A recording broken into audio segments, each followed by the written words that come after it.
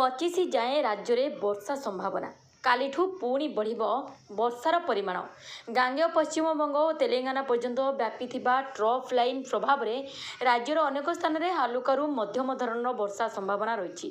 केतेक स्थान में बिजुली घड़घड़ी सह कुआपथर माड़र पूर्वानुमान करिछि भुवनेश्वर पाणीपाग केन्द्र। गतकाली राति में विभिन्न स्थान में प्रबल वर्षा सांगकू बिजुली और घड़घड़ी मारिथिला।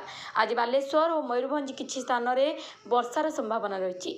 बिजुली और घड़घड़ी पर बालेश्वर और मयूरभंज को येलो वार्निंग जारी होइछि। सेपरि आसंता काली बिजुली घड़घड़ी सह 11 जिले में हालुका को मध्यम वर्षा संभावना रही। बिजुली घड़घड़ी सह घंटा प्रति 40 ରୁ 50 किलोमीटर बेगर पवन पाई 3 जिला को ऑरेंज वार्निंग और 14 जिला को येलो वार्निंग जारी होइछि।